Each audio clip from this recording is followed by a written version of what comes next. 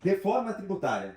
Realmente esse é um ponto assim que hoje positivamente é positivo e também é tormentoso, porque agora a partir da PEC 45, né, que foi aprovado pela Câmara, né, o que acontece? Há um objetivo de racionalizar a tributação, né, brasileira, né? O que se busca assim? O governo está buscando crescimento da economia, mais segurança jurídica, redução dos custos das empresas, que é importante, né? Mais competitividade das empresas, menos burocracia, porque o sistema hoje é muito burocratizado, né? E maior transparência para o consumidor final saber quanto ele paga de imposto numa compra, numa prestação de serviço. Então, o que vamos dizer assim, essa reforma se propõe? Né? O fim da guerra fiscal, que os estados hoje eles vivem em guerra fiscal e em disputa, principalmente na questão do ICMS. Né? A guerra fiscal basicamente é entre os estados, né? Em função de cada um quer arrecadar mais ICMS do que o outro. Né? Então, existe benefício de isenção em um e acaba prejudicando o terceiro. Então, existe exatamente o que se chama de uma guerra fiscal. E essa proposta que virá da nova reforma, ela pretende acabar com essa guerra fiscal que eu já vou explicar daqui a pouco. Então vamos lá. O que nós temos assim? Nós vamos ter três tipos de tributos, né? O imposto sobre bem e serviço, contribuição sobre bem e serviço e imposto seletivo, né? Esses dois, a contribuição sobre bem e serviço, o imposto sobre bem e serviço, qual é o perfil deles? Eles vão substituir 5 tributos, né? O PIS, a COFINS, o IPI, o ICMS e o ISS. O senhor está querendo dizer que vai vir um imposto para substituir 5? 2 impostos para substituir, 2 tributos para substituir 5. Basicamente seria isso, né? Sendo que o imposto, né, sobre bem e serviço vai ficar, grosso modo, de competência dos estados e municípios, e a contribuição de bem e serviço vai ficar de competência da União. Vai mudar a competência? Vai mudar as competências ali. É uma racionalização que se busca, sabe? Então é muito interessante, sabe por quê? Porque, inclusive, esses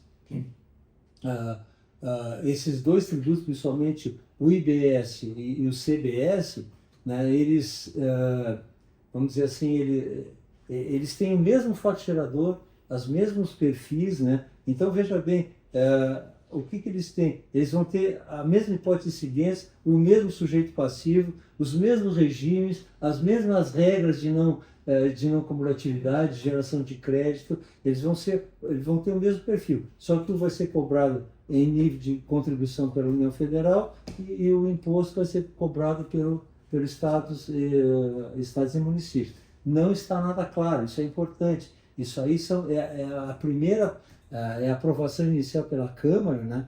A Câmara dos Deputados, que depois agora já vai para exame no Senado, né? Vai haver muita modificação. O IBS, a CBS e tem o imposto seletivo.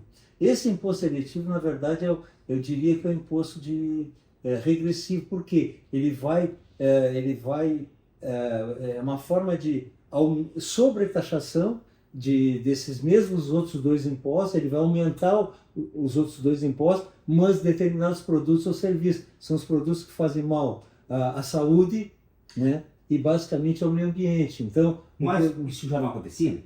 Mas acontece não da forma, vamos dizer assim, mais clara, mais específica, como se está se propondo agora. O ICMS existia, o ICMS ambiental, essa questão toda, mas hoje vai ser mais, vamos dizer assim, o que se vê é que, vamos dizer assim, o governo pretende fazer um diferencial com esse imposto aí, é o que eles chamam de imposto seletivo. Hoje, a proposta do governo é não aumentar a tributação. Entretanto, ficar no mesmo nível de tributação. Aquele que trabalha com prejuízo do meio ambiente, aquele produto provavelmente vai ser tributado maior em função desse imposto seletivo. O IBS equivale ao famoso IVA. O IVA é um imposto que praticamente é cobrado na Europa, é um imposto de consumo, é cobrado é cobrado nos Estados Unidos, é cobrado aqui dos nossos irmãos da América, né? Então vai haver ele equivale ao IVA, não vamos chamar de IVA, né? Imposto ao valor adicionado, né? Mas praticamente vai equivaler a isso. Então, vamos dizer assim, porque na verdade a área tributária, o mundo tributário no Brasil é um cipoal que ninguém se entende mais, né? Então eles estão tentando dar uma racionalidade para isso. O professor Becker, né, ele dizia que isso aqui é um carnaval tributário, né? É um carnaval tributário, ninguém entende muita coisa, é muito confuso. Né, professor, a relevância da quantidade de leis, instruções normativas. Então, se não me falha a memória, a gente tinha mais de 500 mil informações tributárias no Brasil. Cada hora no Brasil sai normas e normas e normas tributárias, a nível municipal, a nível estadual e a nível federal. Tá, mas quando você está falando a cada hora, está falando no sentido figurado, né? Não que a cada hora realmente saia. Não, é verdade. Não, eu tô... Pode estar te chocando, mas é isso aí Mas mesmo. é A cada dia, se você entrar nos diários oficiais dos municípios, do Estado e da União, sempre tem normas criando lá, né? Alterando, regulamentando, normativa. Aí por isso que é a importância dos profissionais, do advogado e do contador, porque o contador também no dia a dia, né, está acompanhando isso aí, né, e o advogado também. Né? Então muitas vezes, às vezes até o próprio advogado e até o próprio contador se surpreende com algumas alterações que ele não se deu conta. É violento isso aí, é muita norma que vai surgindo.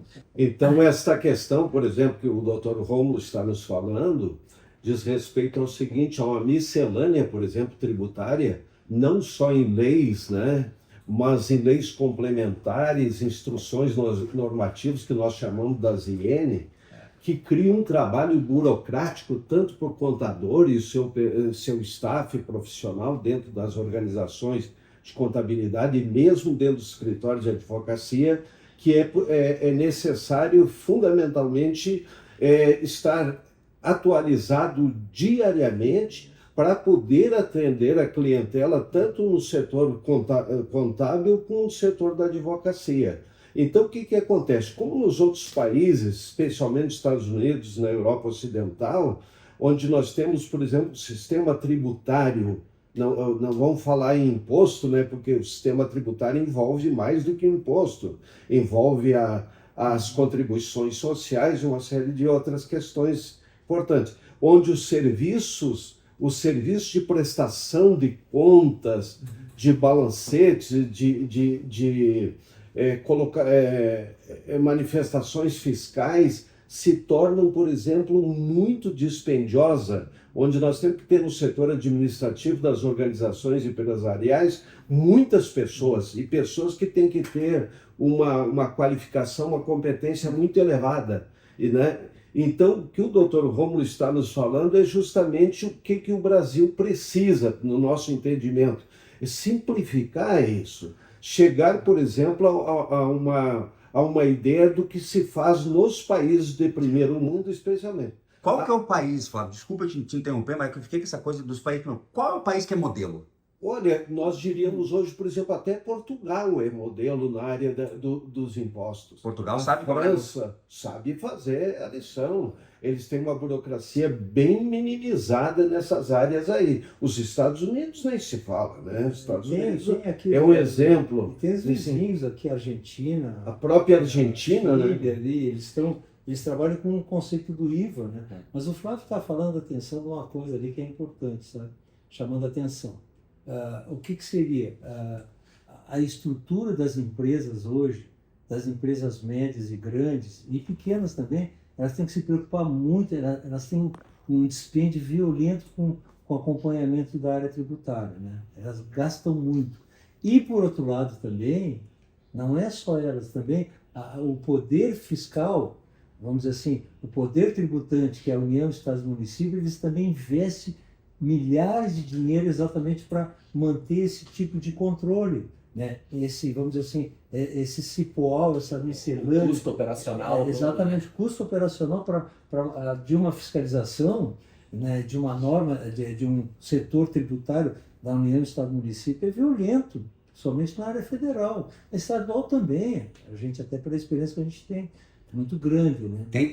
Quer dizer que tem muita tecnologia, então, Muita, sem deixar de afastar a tecnologia. Mas uma coisa é você aplicar tecnologia em cima de um imposto. Outra coisa é você aplicar tecnologia em cima de 5 impostos. Né? Então é diferente. Né? Então você vai ter mais racionalidade. Tem outro ponto que eu acho que é importante até a gente comentar o perfil. Está sendo mudado o perfil desses tributos aí. Olha aqui, ó.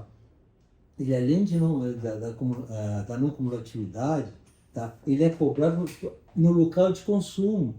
Aqui é cobrado, hoje, o ICMS, por exemplo, ele é cobrado, o IPI é cobrado por quem vende, né? Então vai ser no lugar de consumo, que é um conceito diferente do que nós estamos acostumados. Não, professor Romo. No lugar. Não, peraí, posso estar muito enganado. Desculpa, Sim. tá? No lugar de consumo. Mas então São Paulo vai cobrar a maior parte. Não, isso é muito relativo, sabe? Isso aí tem que dar. O que acontece? São Paulo vende muitos também. Então São Paulo, o contribuinte de São Paulo paga muito também. Mas isso vai mudar a dinâmica dos recebimentos, né?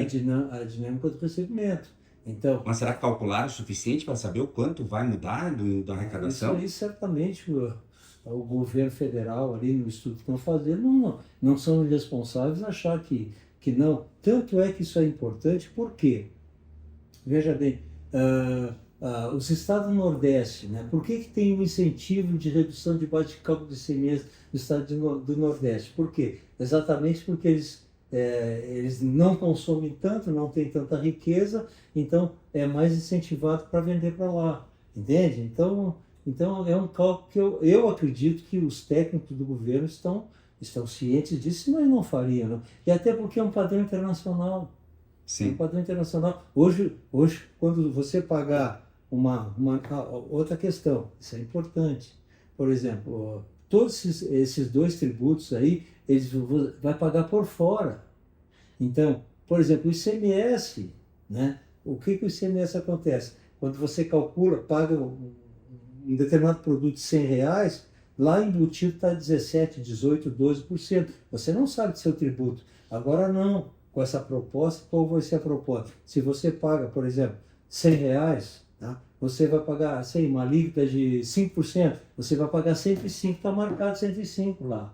Então você sabe exatamente quanto está pagando de imposto naquele momento que você está comprando. É muito parecido com o conceito americano, né, professor? Igual. Que tu vai na loja, tu compra o produto por $100 Mais o imposto. mais imposto. Exatamente. E aí tu vai saber qual é a alíquota que tu vai ter sobre o objeto. É Né? uma mudança De conceito, né? de conceito mesmo. Hoje, no sistema tributário brasileiro, o consumidor ou quem produz dificilmente sabe quanto está pagando no imposto. O IPI, por exemplo, que é o Imposto sobre Produtos Industrializados, é uma dificuldade em tu saber quanto tu vai produzir e o custo dele. Né? Mas o IPI é um exemplo, é o único exemplo que nós temos, assim, talvez o ISS hoje, que você cobra por fora. Né? Mas mesmo assim é complicado, porque tem a nota fiscal com o valor do produto, tem mais o IPI, lá embaixo tem o ICMS. Então, e o ICMS, conforme o tipo de destino, o ICMS o IPI incide sobre o ICMS, aliás, o ICMS incide com o IPI ou sem IPI. Então, realmente... E fora que todos os impostos, eles impactam direto em toda a cadeia, né? Cada movimento, a gente tem a incidência de imposto. Né? Na verdade... Mas isso não vai resolver a ideia. Nós temos que voltar à situação hoje. Na verdade, hoje o Brasil, grotescamente, pensando, ele é um imposto regressivo, ou seja, quem menos recebe, mais paga, né? Por quê? Exatamente porque existe essa cumulatividade do tributo. Ele é um imposto em cascata. Hoje, basicamente, todos os nossos tributos são, basicamente, não todos, né?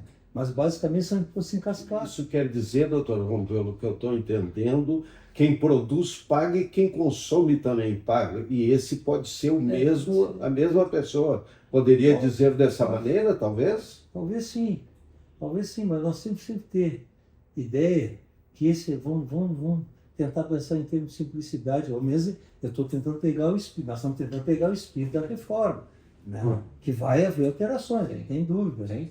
Mas qual é o sentido?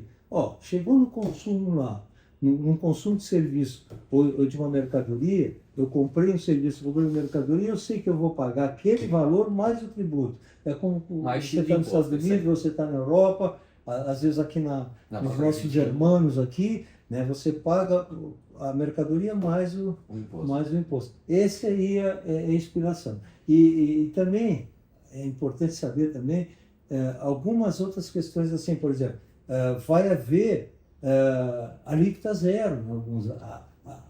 O percentual se pretende ser, pelo que se percebe, vai ser um percentual bem homogêneo, não como tem hoje, 10, 5, 10, 30, essa coisa toda, né?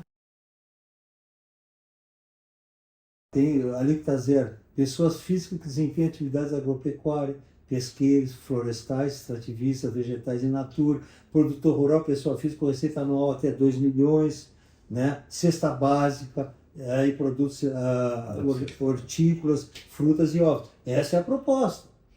Tem alíquota zero para esse pessoal todo, né? Tem algumas situações de redução de alíquota para educação, saúde, medicamentos, transporte público coletivo. Essa é a proposta que hoje está colocada na reforma, né? Para aviação regional, produtos agropecuários, né? Insumos agropecuários, outros insumos também.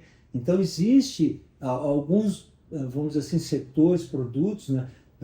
Serviços também que vão ser beneficiados. Beneficiados não vão ter aquela carga normal, vai ter uma carga, vamos dizer assim, diferenciada até pelo princípio da seletividade ali, que ainda se pensa sobre isso. E mais interessante aqui também, que vai ter o que eles chamam de cashback. Cashback. Cashback para o cara o turista que vem para o Brasil. Pode até ser, isso aí eu não sei se vai ter. Pode ser também, porque na Europa tem, nos Estados Unidos tem, né? Uma devolução da parte dos tributos pelas famílias de baixa renda.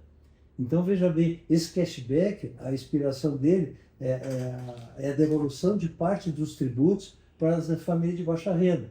Aí você vai dizer, mas como é possível? Não sabe, porque, veja bem, o que temos que observar é o seguinte. Posso fazer um corte aqui? Claro. Olha, outra questão aqui. A Zona Franca de Manaus vai continuar com os mesmos benefícios.